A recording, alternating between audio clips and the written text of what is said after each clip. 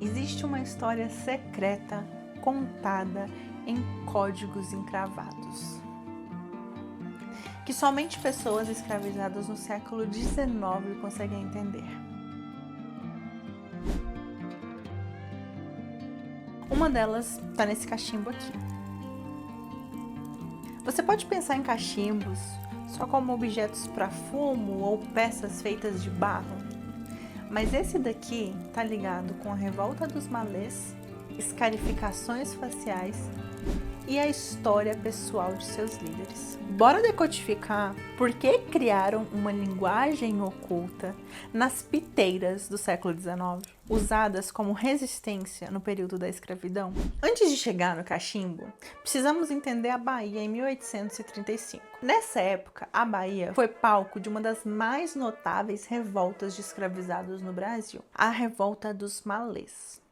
Essa rebelião ela foi liderada por africanos muçulmanos, conhecidos como malês, oriundos do Império de Oyo. Os malês possuíam uma forte identidade cultural e religiosa, profundamente influenciada pelo processo de homogeneização que estava sendo feita pelo Império Oyo lá na África. Para isso, eles impunham a língua iorubá e seus costumes aos povos subjugados.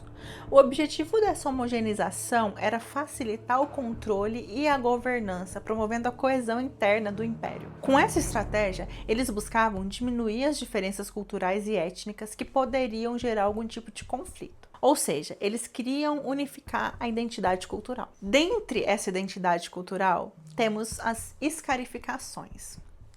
Eles usavam escarificações faciais na África. E aqui, no Brasil, elas eram muito mais do que um marcador identitário. Elas eram também marcas de resistência. Por exemplo, quando olhamos para anúncios de jornais de procurados nessa época do Brasil escravagista, as escarificações são descritas de forma a identificar os principais líderes. Como, por exemplo, a gente tem o Nagô Arruna, que é um dos líderes, que ele está descrito no jornal como um homem com riscos em direitura aos cantos da boca. Ele tinha 4 traços escarificados em cada lado do rosto. E também o líder Pacífico Licultã, que ele possuía também sinais de escarificações perpendiculares e outros transversais no rosto. Os colonizadores perceberam que as escarificações tinham significados e usavam elas para distinguir quem é quem.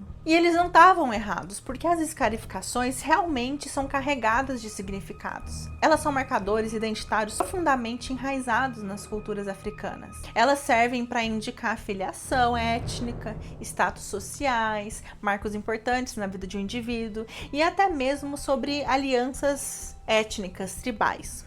Essas marcas corporais elas vão ter significados variados dependendo da região e do grupo étnico. Por exemplo, no povo iorubá, as escarificações podem representar a linhagem familiar e a origem ancestral da pessoa.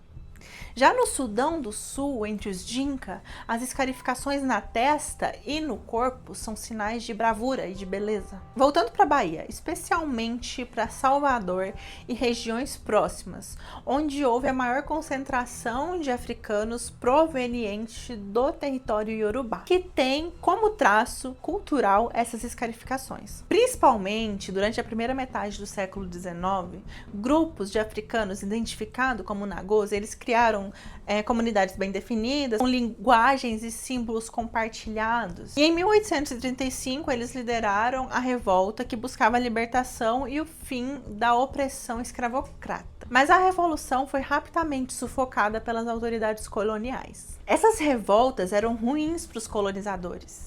Então eles criavam modos de impedir com que elas acontecessem antes mesmo delas se iniciarem. Como faziam isso? Proibiam os escravizados de praticar suas tradições culturais e religiosas. Eles tentavam tirar o que importava para eles, porque pessoas fragilizadas, sem propósitos, não se revoltam.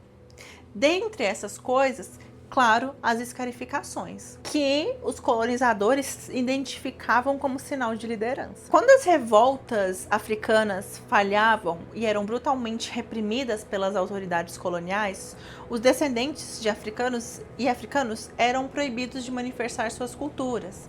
Então eles eram forçados a adotar e viver de acordo com a cultura dos seus donos. E isso significava para os escravizados abandonar suas práticas culturais e religiosas. Mas ao mesmo tempo, isso não era uma opção, porque são essas práticas que fornecem um espaço de apoio emocional para as pessoas. As tradições, elas carregam expectativas de promessa para o futuro. Em momentos de crise, as práticas culturais e religiosas são o que oferece consolo e força e ajudam um grupo a se manter resiliente. E nós sabemos que não houve história tão brutal como a da escravidão no século XIX. A resistência, então, teve que ser expressa de formas mais sutis, escondidas, e a solução encontrada foi uma que circulava sem distinção aos olhos brancos, com objetos subversivos, objetos do cotidiano, usado tanto por brancos quanto por negros, e que não levantavam suspeitas, com decorações sutis que podiam ser facilmente confundidas com padrões decorativos sem significado aparente. E aí entramos no objeto central desse vídeo, o cachimbo. Esse cachimbo arqueológico faz parte de uma coleção privada originária do estado de Goiás.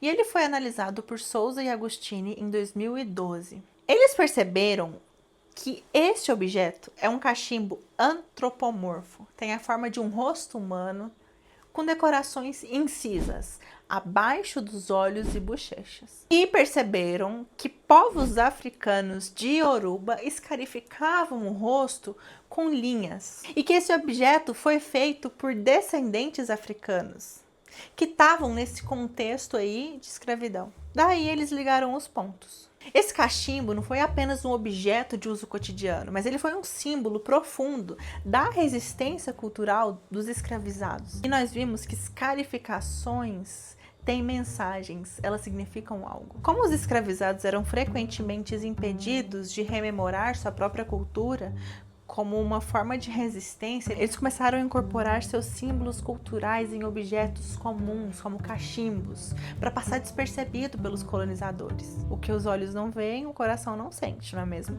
As decorações sutis dos cachimbos funcionavam como um conjunto inclusivo de símbolos gramaticais compartilhados, permitindo que os africanos preservassem e comunicassem sua identidade cultural. Então, o significado que antes vinha nas escarificações, como símbolo de bravura, ou resistência, ou liderança, carregado na pele dos homens, facilmente identificados pelos opressores, eles não sumiram. Agora eles mudaram de pele e foram para o barro. Quase como o que acontece com as tranças, que eram utilizadas como mapas, incorporando símbolos e caminhos que poderiam ajudar na fuga e serviam como orientação para os escravizados. Uma maneira engenhosa de transmitir informações sem levantar suspeitas aos senhores de escravos. Os cachimbos eram mais um dos mecanismos de comunicação secreta, que somente agora vem sendo associado a essas marcas corporais. As decorações desse tipo de cachimbo de cerâmica são presentes em diferentes sítios arqueológicos históricos no Brasil, mas principalmente no estado do Rio de Janeiro, São Paulo, Goiás, Minas Gerais, Mato Grosso, Rio Grande do Sul e na cidade de Salvador. Como estratégia de resistência, os africanos, provavelmente provenientes da região da Nigéria, do Benin e até mesmo da Angola e do Reino do Congo, recontextualizaram velhos símbolos em novos suportes, acrescentando antigas referências e criando novas alianças para lidar com a realidade social que se impunha. Hoje sabemos que eles ajudavam na organização e fortalecimento das redes de solidariedade. Eles preservavam elementos simbólicos do cotidiano que permitiam com que os africanos e afrodescendentes se identificassem e se comunicassem entre si, independentemente de sua nação de origem. Esses sítios arqueológicos sugerem que os escravizados se reuniam em momento de lazer ou trabalho para compartilhar experiências, reforçar laços de camaradagem e confabular estratégias de resistência enquanto pitavam e faziam seus cachimbos. Utilizando os cachimbos como instrumento de comunicação, eles conseguiram preservar suas identidades culturais e se comunicar de maneira segura e principalmente eficaz, desafiando essa opressão colonial e garantindo que a sua cultura passasse adiante. Isso certamente não foi escrito em nenhum documento histórico. Foi escrito no registro arqueológico, com códigos que a gente pode ver e entender, mas o significado completo ainda não está nas nossas mãos, ainda é um segredo. Esse vídeo é sobre as pesquisas feitas pela arqueologia histórica, que conta a história de grupos que não puderam escrever em papéis, mas escreveram em objetos. Objetos que precisam ser preservados, pois há respostas que só podem ser encontradas neles. Fica aqui o meu chamado para que eu e você, juntos, possamos lutar pela preservação do patrimônio arqueológico. Ele ainda tem muito a nos contar. Eu te expliquei aqui a história secreta do cachimbo e a resistência dos escravizados no século XIX. Mas temos outra história de resistência, onde os protagonistas são os Goiáses e os Caiapós. Quer saber o que Bartolomeu Bueno, o Diabo Velho, fez com os indígenas Goiáses? Aqui eu vou te contar o paradoxo entre o fim dos Goiáses e o início de Goiás. Vem assistir!